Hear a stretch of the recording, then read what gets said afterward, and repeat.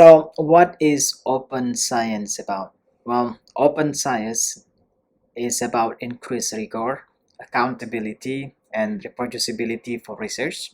It is based on the principles of inclusion, fairness, equity, and sharing, and ultimately seeks to change the way the research is done, who is involved, and how it is valued. So, open access is not merely related to only publications, but also open research data, open source software or tools, and open workflows, open educational resources, and open peer review. And based on Foster, there are so many parts of open science. So you can see open access, roots even have gold and green open access.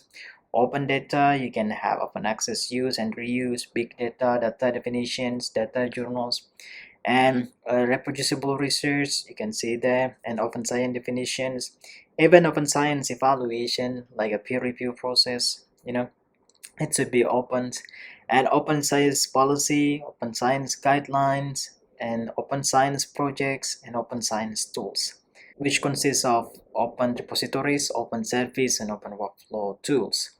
So you can see example here, just for example here, 1,000 research. So I can say they apply a really good open access model here. So not only that we can access a free article in their website, but also we can access the peer review process there. So they are really transparent. So who evaluate the research, you can see the name and orchid ID and the evaluations and the comments from them, and then the revisions from the authors, and even we can read the raw data or data sets for the research, and they allow us to to reanalyze their research analysis. So that's a good one. I do hope from Literacy Journal that we can do this kind of open access model with a open peer review process. Okay, and there are still pros and cons related to Go Open Access basically until today. So the Go Open Access or authors pay model is defined as the cost of an article publication is shifted to authors to enable free access through the journal website. So Jeffrey Bell used the word predatory to characterize the journals or publishers. He believed we're exploiting this model to accept more articles purely for the sake of increasing profits and without adequate peer review. So two main points there: increasing profits and without adequate peer review. So he first coined the terms predatory in 2010. So at that time that we can see there are blacklist and whitelist journals. Well, that's quite sensitive issues at the moment. And we can also differentiate between bad and good journals because of the list, and even at the moment we can see watch list and save list.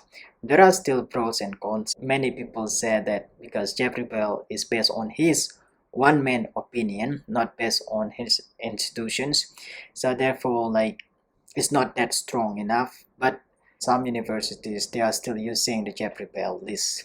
So pros and cons, I'm not gonna debate about this, but let you decide what's good and bad. All right, so here in table 1, I took it from the study of Corber. So at the moment we can see watch list and save list, so the terms now change.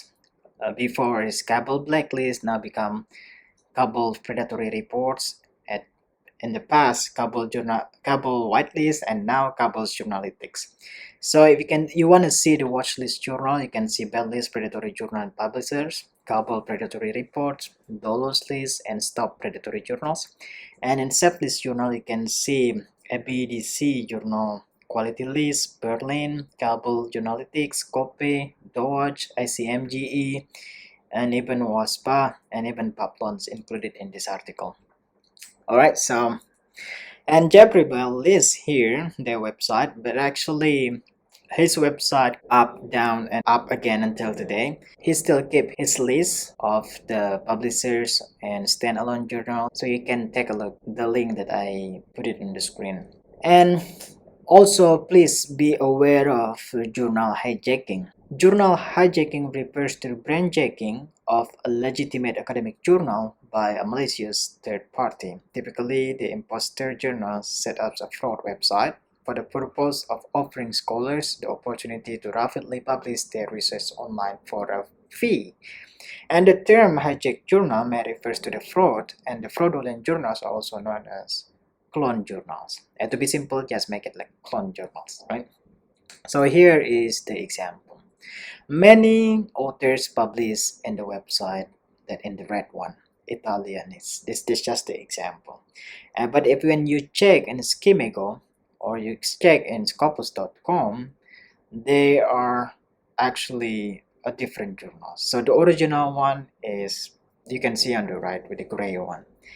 So Italianic ITA. So the original is HTTPS e-library nar digital journal /ITA. Not this one, okay? Not the Italianics.nl. So please be careful with that kind of hijack journal or clone journals. This is just for the example. And another example here, for the Tech Your Medical Journal, you can imagine like the same journal appear online with 3 websites.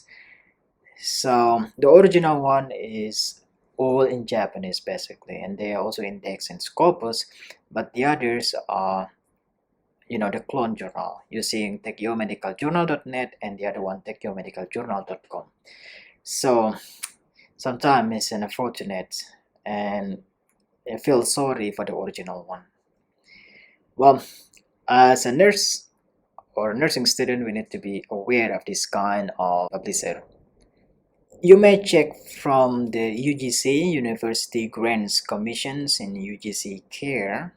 You can see the link there. So they basically put the link for the original journals and the clone journals. So they put many lists there. So you can go to the website. And also Jeffrey Bell is also put the list of the hijack journals. So again, thanks to Jeffrey Bell, to provide the kind of list, and it's for us to recheck again which is true or not, right?